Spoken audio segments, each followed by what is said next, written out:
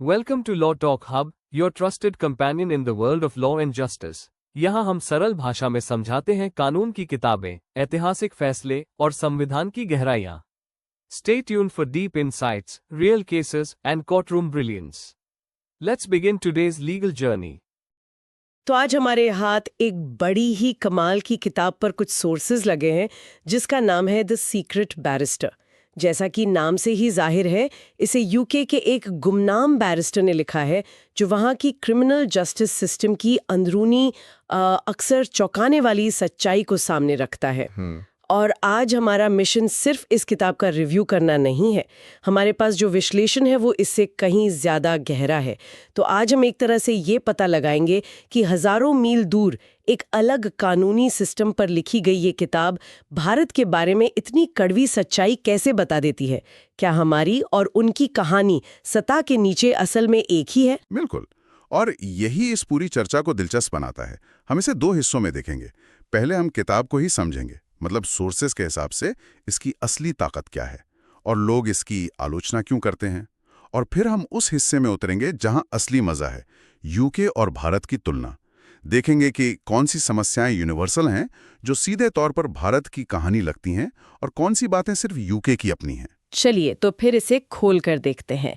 इस किताब में ऐसा क्या है जो इसे इतना असरदार बनाता है? हमारे सोर्सेस कहते हैं कि ये कोई सूखी कानूनी थ्योरी की किताब नहीं है. नहीं, बिल्कुल नहीं.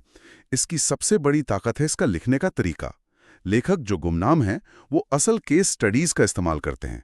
वो पाठक का हाथ पकड़कर उसे कोर्ट रूम के अंदर ले जाते हैं और दिखाते हैं कि देखो, सिस्टम यहाँ फेल हुआ, फिर यहाँ और फिर यहाँ. ये एक त्रासदी की तरह है जो कदम दर कदम सामने आती है. इससे पढ़ने वाले को लगता है कि वो खुद ये सब देख रहा है. मतलब ये सिर्फ बुरे वकील या भ्रष्ट जज वाली कहानी नहीं है. ये तो उससे कहीं ज्यादा गहरी बात है. किताब किसी एक व्यक्ति पर उंगली नहीं उठाती. वो कहती है कि असली विलन सिस्टम की खामियां हैं, जैसे सरकार का कानूनी सहायता के बजट में कटौती करना, जिसे लीगल एड कहते हैं. हाँ. या फिर छोटे शहरों में अदालतें बंद कर देना, या पुलिस और वकीलों के पास संसाधनों की भारी कमी होना. विश्लेषण इस बात पर जोर देता है कि किताब का मुख्य तर्क ये है कि न्याय कोई लग्जरी नहीं है, ये किसी भी सभ्य समाज की नींव होनी चाहिए. तो ये सिर्फ समस्याओं की एक लिस्ट नहीं है, बल्कि एक तरह से आम नागरिक के लिए एक वेकअप कॉल है. हाँ, और यही इसकी खूबी है. ये सिर्फ शिकायत नहीं कर रही, बल्कि लोगों को कानूनी रूप से शिक्षित करने की कोशिश कर रही है.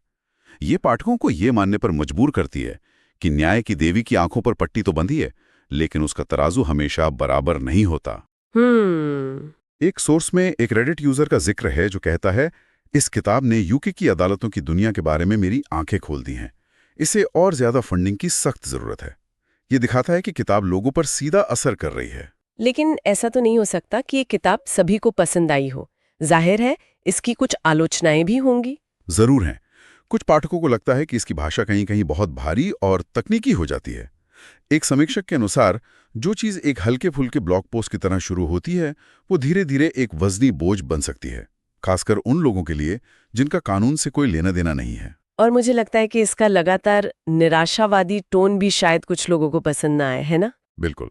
किताब का लहजा काफी गुस्सेल और निराशा से भरा है. ये सिर्फ असफलताओं पर ही ध्यान केंद्रित करती है. तो जो पाठक संस्थानों में थोड़ा विश्वास बनाए रखना चाहते हैं, उन्हें ये पढ़कर शायद बहुत बेचैनी हो. और सबसे बड़ी सीमा, जैसा कि हमने शुरू में कहा, यह है कि ये इंग्लैंड और वेल्स की व्यवस्था पर आधारित है. इसलिए इसके कई बिंदु सीधे दूसरे देशों पर लागू नहीं होते. और यहीं से हमारी जासूसी का दूसरा और सबसे दिलचस्प हिस्सा शुरू होता है. भले ही ये किताब यूके पर आधारित है, लेकिन हमारे सोर्सेस तर्क देते हैं कि इसकी आत्मा में जो सबक हैं वो डरावनी हद तक भारत पर भी लागू होते हैं. तो वो कौन से यूनिवर्सल सच हैं? पहला और शायद सबसे बड़ा सच है न्याय प्रणाली की अंडर फंडिंग, यानी पैसों की कमी. जैसे यूके में सिस्टम संसाधनों की कमी से जूझ रहा है, वैसे ही भारत में भी पुलिस, सरकारी वकीलों और कोर्ट स्टाफ की भारी कमी है. और ये कोई सुनी सुनाई बात नहीं है. अच्छा. सरकार की अपनी रिपोर्टें, जैसे CAG, जो सरकार का हिसाब किताब रखने वाली सबसे बड़ी संस्था है, और विधि आयोग, ये सब इसी तरफ इशारा करते हैं कि भारत अपनी GDP का एक बहुत ही छोटा, कितना छोटा, लगभग 0.09% हिस्सा ही न्यायपालिका पर खर्च करता है. सिर्फ 0.09%? तो हमारे अपने ही सरकारी वॉचडॉग कह रहे हैं कि हम पर्याप्त खर्च नहीं कर रहे हैं. ये सिर्फ एक राय नहीं है, ये एक दर्ज किया हुआ तथ्य है।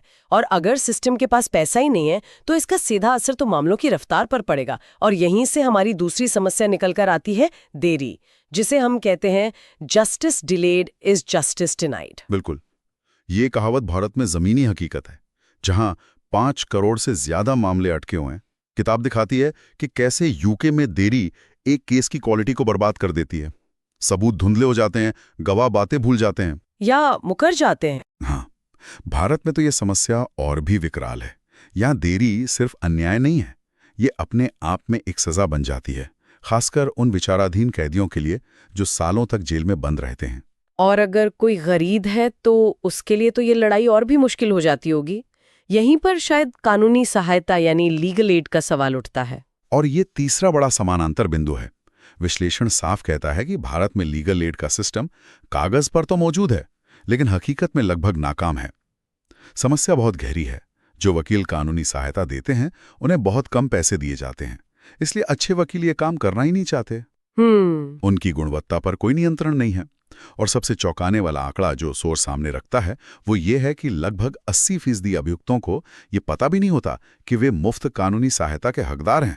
80%? ये तो अविश्वसनीय है। इसका मतलब है कि कानून कागज पर तो मौजूद है, लेकिन असल में लोगों तक पहुंच ही नहीं रहा। ये तो ऐसा हुआ कि किसी को प्यास लगी हो और कुआं भी हो, पर उसे बताया ही न जाए कि वो पानी पी सकता है। बिल्कुल सही एनालॉजी है। और ये खाई सिर्फ जागरूकता की नहीं है, बल्कि भरोसे की दी है। लोगों को लगता है कि सरकारी वकील उनका केस ठीक से नहीं लड़ेगा। अच्छा, तो ये तो हुई कोर्ट की बात, लेकिन सोर्स पुलिस के बारे में क्या कहता है? क्योंकि भारत में तो कहानी वहीं से शुरू होती है।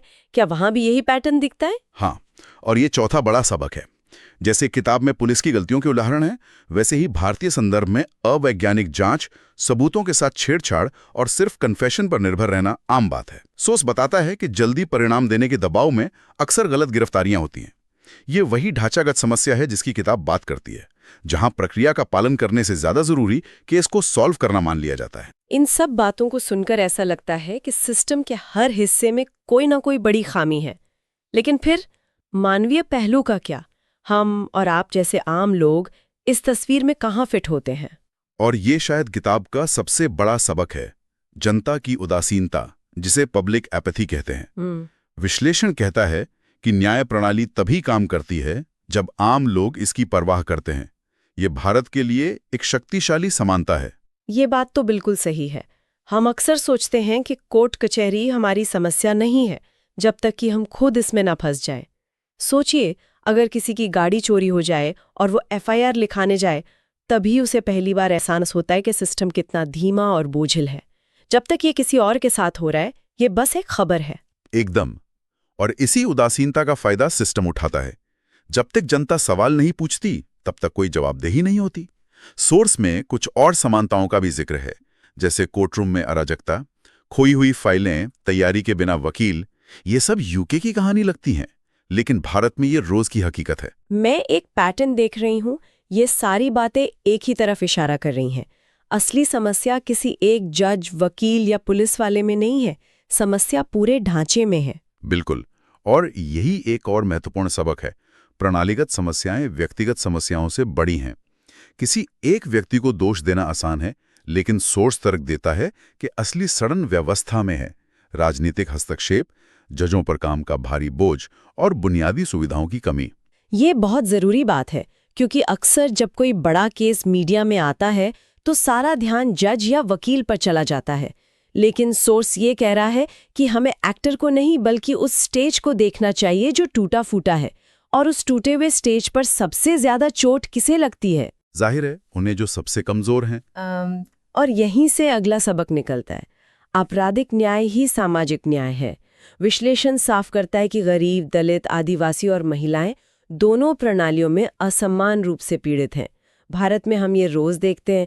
गरीब लोग जमानत नहीं भर पाते और सालों तक जेल में सड़ते रहते हैं, जबकि अमीर आसानी से बाहर आ जाते हैं। ये एक बहुत ही गंभीर तस्वीर है। और सबसे डरावनी बात जो सोर्स कहता है वो है कि ये सब हमारी आंखों के सामने हो रहा है, लेकिन चुपचाप। हाँ, और ये अंतिम सार्वभौमिक बिंदु है। सिस्टम चुपचाप ढह जाता है, जिससे सोर्स डेथ बाय 1000 कट्स कहता है। छोटे बजट कट, छोटी प्रक्रियात्मक विफलताएं, एक जज की कमी, ये सब अकेले में छोटी लगती हैं, लेकिन समय के साथ जमा होकर पूरे सिस्टम को खोखला कर देती हैं। और ये पतन अखबारों की हेडलाइन में नहीं, बल्कि केस फाइलों के ढेर में दिखाई देता है। ये एक धीमी प्रशासनिक गिरावट है जो जनता की नज़रों से ओझल रहती है जब तक कि बहुत देर ना हो जाए। तो हमने समानताएं देखी जो सच कहूं तो काफ़ी परेशान करने वाली हैं, लेकिन निष्पक्ष रहने के लिए हमें उन अंतरों को भी समझना होगा जो यूके के सिस्टम को भारत से अलग बनाते हैं। सोर्सेज इस बारे में क्या कहते हैं? हाँ, अंतर जानना भी उतना ही जरूरी है ताकि हम गलत निष्कर्ष न निकालें। दोनों देशों की कानूनी संरचनाएं अलग हैं। सबसे पहले है अदालत की संरचना। यूके में मजिस्ट्रेट और क्राउन कोर्ट हैं। भारत की पदानुक्रम अलग है, निचली अदालतों से लेकर सत्र न्यायालय, फिर उच्च न्यायालय और अंत में उच्चतम न्यायालय। इसलिए यूके की प्रक्रियाएं भारत में सीधे लागू नहीं होती। और जूरी ट्रायल का भी एक बड़ा मुद्दा है। किताब में इसका जिक्र है, लेकिन भारत में तो जूरी सिस्टम है ही नहीं। सही कहा। किताब जूरी से जुड़ी गलतफहमियों पर बात करती है। ये भारत के लिए प्रासंगिक नहीं है क्योंकि 1959 के मशहूर नानावडी मामले के बाद भारत में जूरी प्रणाली समाप्त कर दी गई थी। अच्छा, उस केस के बाद? हाँ, उस केस में जूरी के फैसले पर इतना विवाद हुआ कि सरकार ने महसूस किया कि जूरी को भावनाओं और मीडिया के दबाव से प्रभावित करना बहुत आसान है, इसलिए इसे हटा दिया गया। वकीलों के काम करने के तरीके में भी तो फर्क है ना? हाँ, ये तीसरा बड़ा अंतर है। यूके में वकीलों के दो प्रकार हैं, बैरिस्टर जो कोर्ट में बहस करते हैं और सॉलिसिटर जो केस की तैयारी और क्लाइंट से सीधे डील करते हैं। भारत में ऐसा कोई बंटवारा नहीं है। एक ही वकील, जिसे हम अधिवक्ता कहते हैं, सारे काम करता है। और अभियोजन यानी प्रोसिक्यूशन, जो सरकार की तरफ से केस लड़ता है, वो भी अलग है। यूके की क्राउन प्रोसिक्यूशन सर्विस मतलब सीपीएस एक स्वतंत्र संस्था है, जबकि भारत में अभियोजन प्रणाली पर अक्सर पुलिस के प्रभाव में काम करने के आरोप लगते हैं, जो इसे यूके की व्यवस्था से काफी भिन्न बनाता है। और अंत में अदालतों का बंद होना।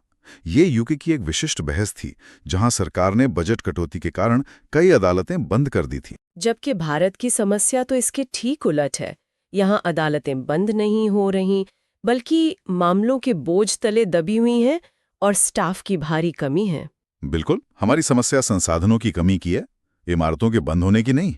तो इस पूरी गहरी बातचीत के बाद अगर किसी को भारतीय न्याय प्रणाली के बारे में सोचते हुए कुछ मुख्य बातें याद रखनी हो, तो वो क्या होंगी? चलिए उन्हें सिर्फ लिस्ट नहीं करते, बल्कि समझने की कोशिश करते हैं कि उनका असली मतलब क्या है। पहली और सबसे बड़ी सीख क्या होगी? मेरे ख्याल से सबसे बड़ी सीख ये है कि प्रणालीगत सुधारों के बिना आपराधिक न्याय कभी काम नहीं करेगा। हम एक केस, दो केस सुलझाकर खुश हो सकते हैं, मीडिया में किसी हीरो जज या वकील की तारीफ कर सकते हैं, लेकिन ये सिर्फ सतह पर खरोच लगाने जैसा है, जब तक कि नींव ही सड़ी हुई हो। मतलब हीरो जज या हीरो वकील की कहानियों से असल में कुछ नहीं बदलता। हमें एक हीरो सिस्टम चाहिए, हीरो इंसान नहीं। और सबके लिए न्याय जैसे नारों का क्या? ये दूसरी सीख है।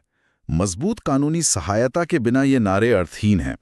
अगर एक गरीब व्यक्ति को एक सक्षम वकील नहीं मिल सकता, तो न्याय का विचार ही खोखला हो जाता है। ये सिर्फ एक अच्छा विचार बनकर रह जाता है, हकीकत नहीं। और ये सुधार शुरू कहाँ से होना चाहिए? सीधे सुप्रीम कोर्ट से? नहीं, बिल्कुल नहीं।